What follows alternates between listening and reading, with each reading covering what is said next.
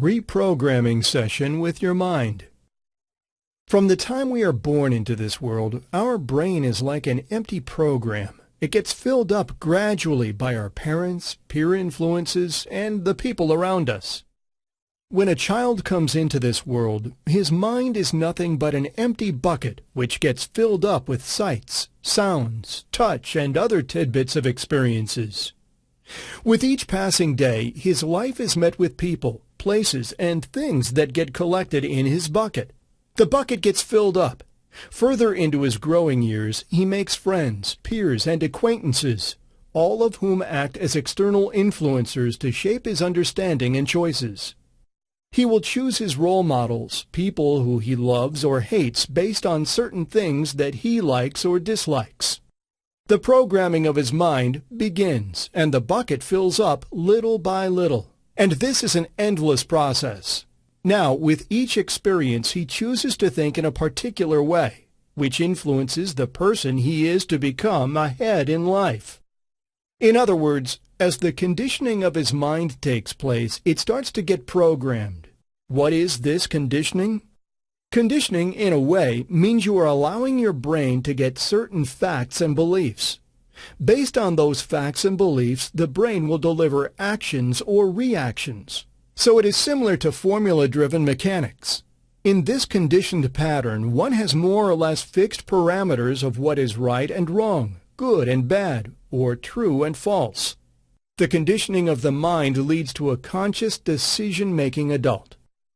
A child often grows up hearing sentences like, "Use your brain," "Think before you speak," and "What's in your head?" These are nothing but calling the programming on duty. Our social circles, knowingly or unknowingly, influence us to choose. Phrases like these give you an underlying sense that there are certain things that society wants you to think as being right or wrong. Though it is not to suggest being rebellious and doing exactly opposite of what the world expects us to do, but it is also important to use your individuality and judgment that is bereft of any prior programming, especially negative programming. So, for example, parents of a particular child may have acrophobia or fear of heights. They will always try and influence their kid to avoid high places. What they are doing, in effect, is passing on their fear to another independent personality and programming its mind to think that height is not right, or you should stay away from tall buildings or other high places. This child is then programmed to think that height is harmful and should be avoided. This is conditioning, and a negative one at that, because it closes possibilities, shuns opportunities right in the mind. This child will never perhaps realize the thrill of skydiving, unless, of course, he learns to reprogram the mind. We take this quote from John Milton's Paradise Lost. "The mind is its own place, and in itself can make a heaven of hell, a hell of heaven." That's from Milton, Paradise Lost, from 1667. True as it is in the real world that our minds are indeed controllers of our fate, it either drives us to hell or makes a heaven out of what we have or get. So it is essential to reprogram the mind in order to drive the thoughts and actions in a positive path toward your goals and dreams. There is an old saying that states, "If you want to make your dreams come true, wake up." This waking up suggests action. Unless you act with the right programmed mind, it is hard to fulfill your dreams.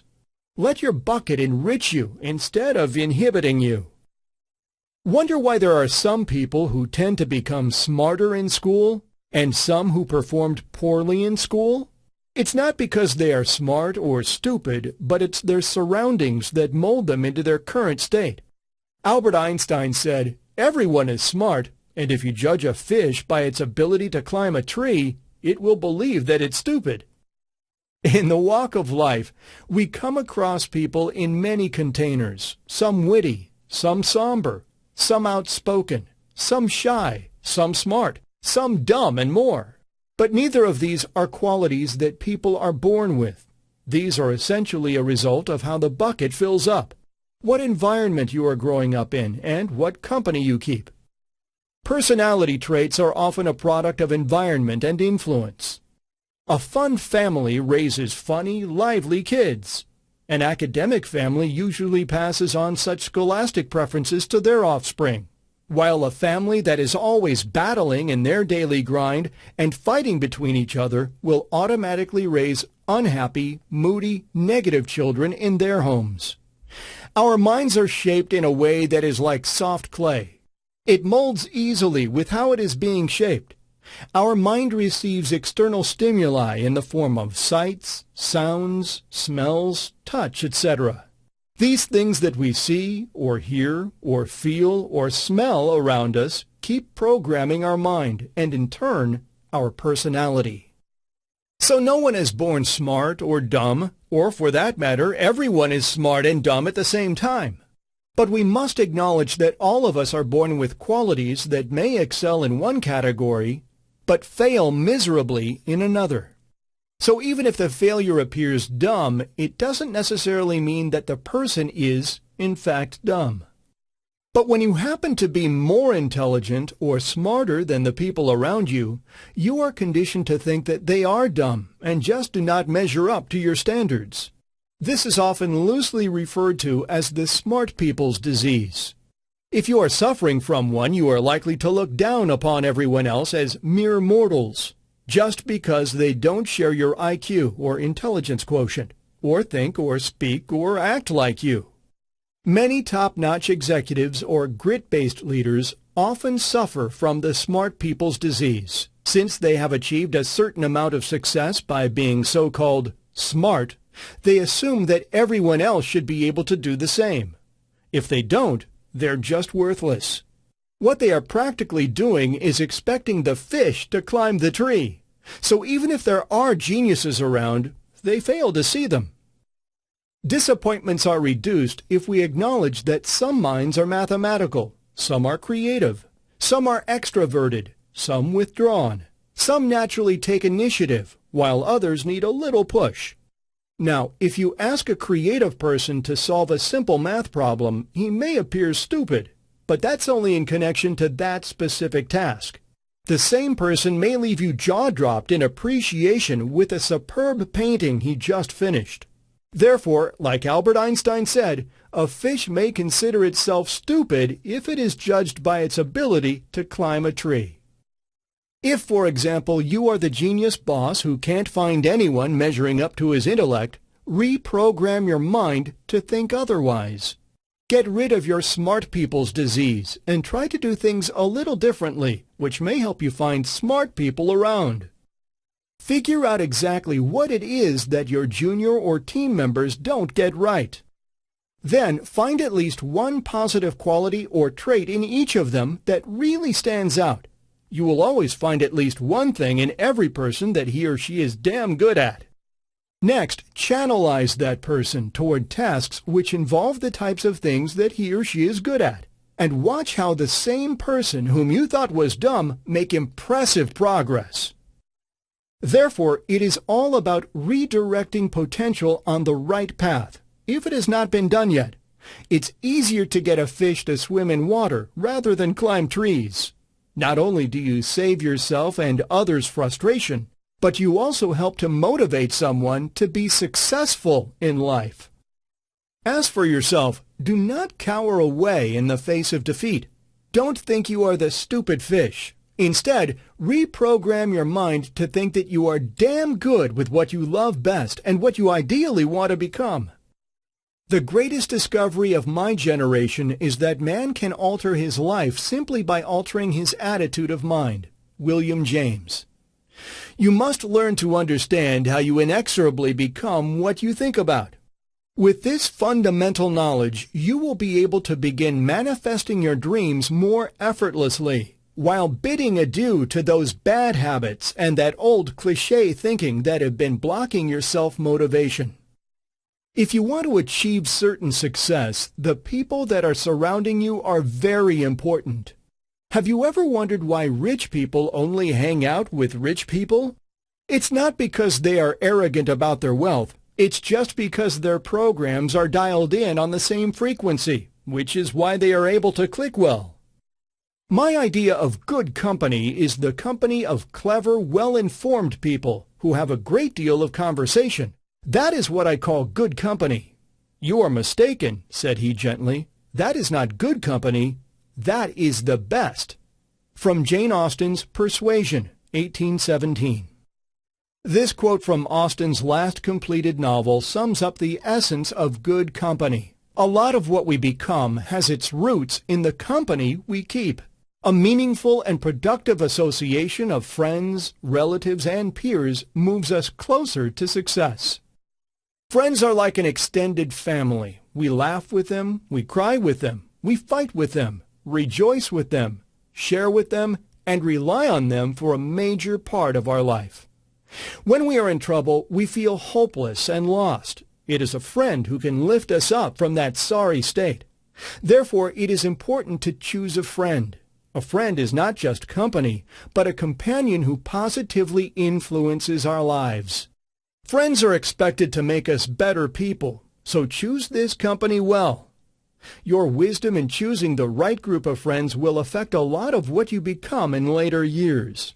They not only support our emotional side, but also influence our academic and professional choices. Author Judith Rich Harris had once conducted a study on what influences us more, parents or peers and friends. Interestingly, it was found that relationships with peers and friends have a much higher influence on our character and personality than our parents or close seniors at home. Whenever we're in trouble, we are more likely to go to a peer group than share with our mom and dad, no matter how friendly and liberal they are. This is one more reason why you must carefully choose the right company to keep. If a friend influences you to make poor decisions, you would not know, nor will your parents. But you will end up in more trouble nonetheless. Good company, on the other hand, a wise friend, will show you the right way forward, and you eventually emerge victorious. Unfortunately, the path to success is not linear, nor is it easy. It's as snaky as it is wide, and only the wisest people know how to steer their way through these meandering paths and passages to reach their dream destination, success. Your peers who are wise will share their secrets of this navigation with you. They will either let you lead the way or hold your hand to walk beside you on the path to success. So you must choose your company well. The positive will make you positive, and the negative characters will breed more negativity in you to stop you from being successful. Make the right choices. Do not think twice if you have to let go of those valuable people or friends in your life who block your path. You'll be better off without them if they have no positive influence on you. After all, we all care for ourselves and our future, don't we? So choose and keep your company wisely. Remember the old proverb, "He who walks with the wise grows wise, but a companion of fools suffers harm"? So be it. So why do you think the rich gets along well with the rich? If you thought it's a financial connection, well, it's not. It has more to do with matching wavelengths, the frequency of which the mind sends out and receives signals to and from the world around it. The wavelengths of the rich matches with the wavelengths of others who are rich, because they are quite like them. No relationship exists effortlessly or by nature. We nurture it through exchanges or communication, and these exchanges or communication are successful when there is a similar mental frequency or wavelength. When it comes to our colleagues or friends, we are really not keen to mingle with people who are unlike us. Generally, we are more at ease with those who have similar interests and attitudes, and we tend to avoid or be impatient with the ones who are unlike us. In other words, our opposites. How would you like it if your friend keeps changing the channel when your favorite talk show is on? Or maybe if your colleague loves to drop by your workstation when you're in the middle of an important project? Chances are you wouldn't like it at all. That's because they are unlike you, and you despise their nature or preferences in some way. Your mind just does not connect with theirs. With that in mind, it therefore should not be a surprise to know that a study about personality type and relationships demonstrates a distinct pattern, indicating that successful partners often share the same dominant trait. This, however, does not imply that people with different tastes, traits, and preferences cannot share blissful, successful companionship. It purely means that people habitually settle down with folks who are on the same wavelength. The difference between the rich and the poor is that each have a different view of reality. No one is rich or poor by default. We create our own destinies. And how? By programming our mind, filling and refilling the bucket of experience with fresh sets of ideas and thoughts, shedding the old belief system and inhibitions. Minds wired or programmed in the same way will attract each other. That's why, as the saying goes, birds of a feather flock together. Like we discussed, the rich people are naturally drawn to the rich, not because they have a lot of money, but because their minds function alike.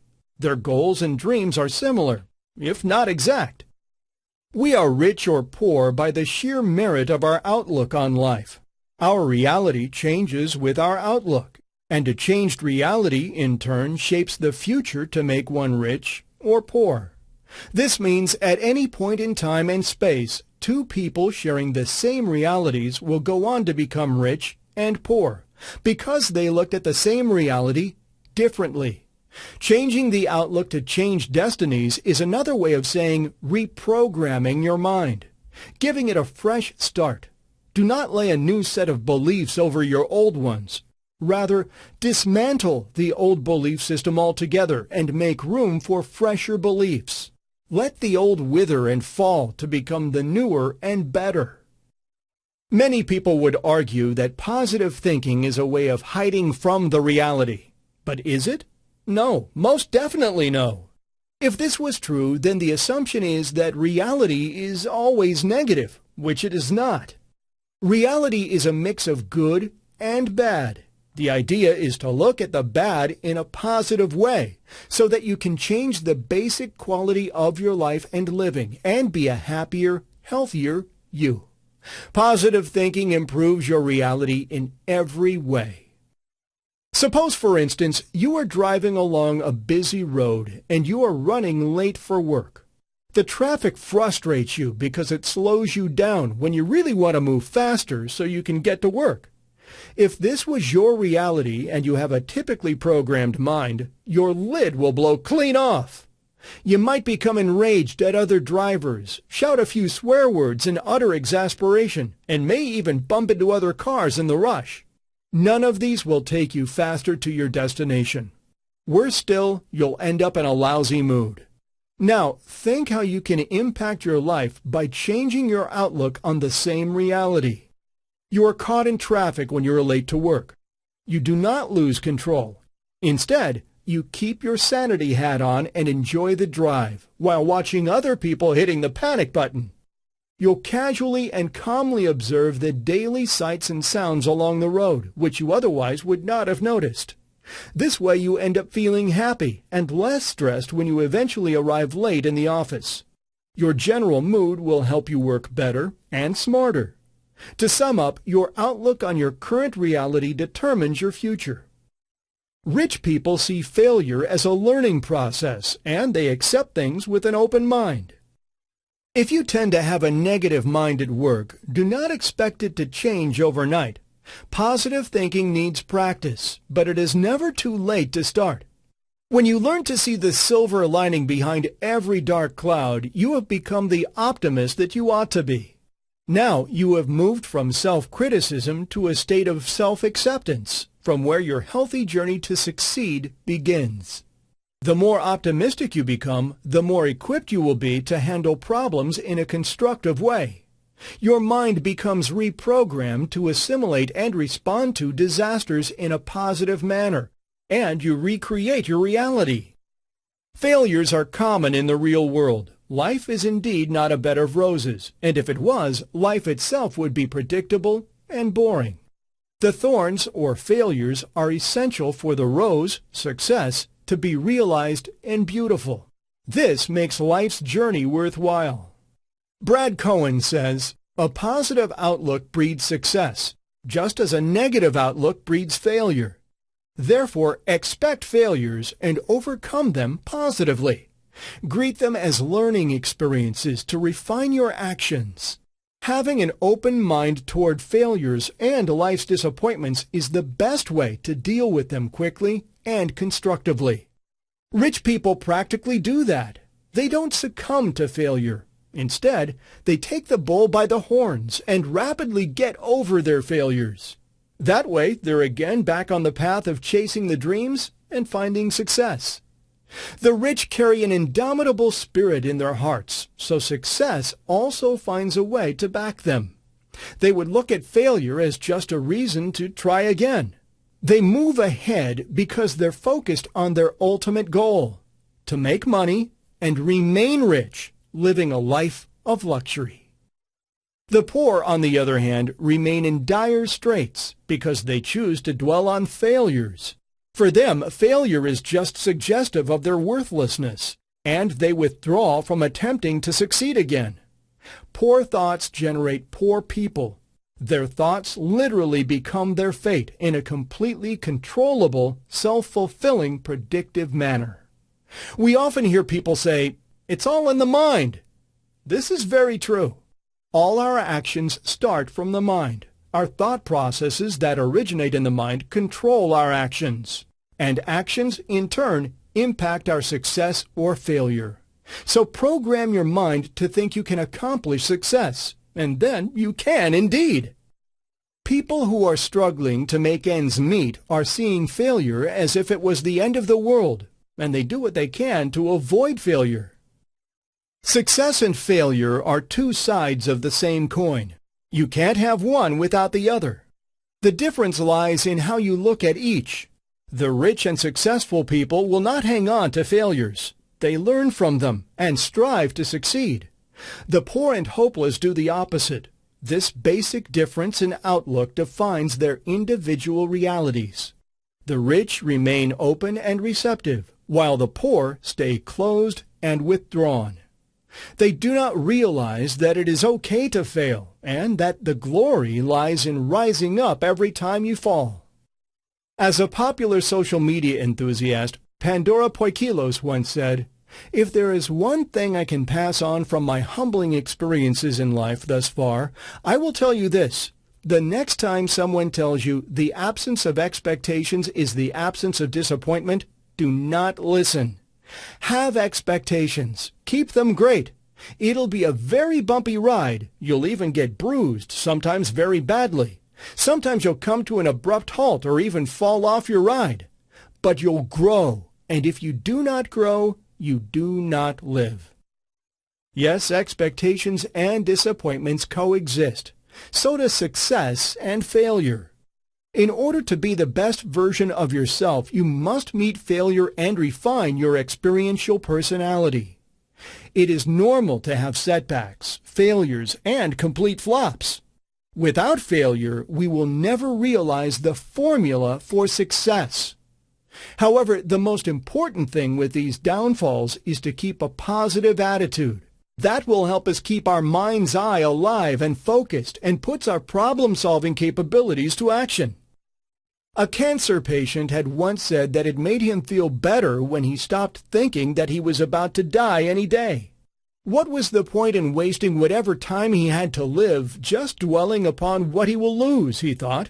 It made better sense to him to think of the things which he had already had, which made his living worthwhile so far.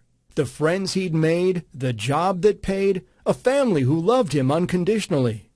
He spent his days doing all that he loved to do, living like there was no tomorrow. That way, he actually added a few more days to his life. The moments that fulfilled him, the company that warmed his heart. Medically, he lived more and better than he could have easily chosen to do otherwise. In other words, dwell on negatives. This story is not just an inspiration for all of us. It also speaks volumes about the power of positivism. Destinies do change when we reprogram our mind to react and respond in a positive manner. It affects our holistic well-being. Some of the world's most successful people have faced failure, sometimes more than once or twice. Numerous success stories are full of mistakes and failures. Thomas Alva Edison failed over 6,000 times before he could get the first electric light bulb right. Walt Disney was fired by a newspaper editor because he lacked imagination and had no good ideas. Can you believe that? Oprah Winfrey was thrown out of an early anchor position and tagged unfit for TV. Michael Jordan was dismissed from his high school basketball team and missed over 9,000 shots in his career. So be open to accept that the inevitable struggle and grind is basically the only way to get the intended lessons out of the bad times you're going to face. Failure is not the end of the world. It's just a means to a brighter end. Success. Having a meaningful life requires messing up from time to time and venturing into the world of the unknown. A happiness researcher, coach, and adventurer, Robert Biswas-Diener, had once interviewed many managers, world record holders, entrepreneurs, and other very successful people from various walks of life. What Robert discovered was that their ability to become achievers was mostly rooted in their open-mindedness to commit errors and make mistakes. We all want to be successful, but no one or nothing can guarantee success. That is why the ability to recover from setbacks and move forward is essential. Visualization. Think about your final goal. You can set it high, but make sure you take baby steps to achieve it. Rome wasn't built in a day, and neither are your dreams. Yet many people never find success because they are having limiting beliefs, causing them to fail even before they started visualizing success. You've got to really believe in success and visualize it every day from the moment you wake up and as you're drifting off to sleep. Keep thinking about it. Get a vision board and pin up anything as long as it excites you. Look at it every single day when you wake up and when you go to sleep. You can even print out the affirmations and pin them to remind yourself of your beliefs and visualizations. This is one positively tangible method of maintaining focus on the success path. Visualize your goals and achievements. There is an immense power in visualization. The super wealthy, the cream of the crop athletes, business forerunners, and other top performers in our world all practice the power of visualization. Every day, like a daily ritual, they see in their mind that they have achieved their dreams. This actually accelerates the rate at which they move toward their goals. How do you visualize? What does it really mean? Visualization is simply a process of running your dream in your mind as vividly and detailed as possible, and in such a way that it's as if you have already reached your goal, touched your dreams. Some call it the mental rehearsal, but whatever you choose to call it, the process is important. It is essential mainly because A. It charges up the creative cells in our subconscious. The activation then begins to generate creative ideas for realizing our dreams. B. It programs our mind to efficiently identify and choose the external sources that we will require to accomplish our goals. C. It puts the law of attraction into action, whereby you attract positive outcomes out of your positive visualization. Through visualization, you will automatically see resources flowing toward you, resources that will help you achieve your goals. Favorable people, plans, and situations, all of these will be drawn to you as you attract them more with the power of visualization. D. It assembles your inner motivation and pushes you forward to take the relevant steps for fulfilling your dreams.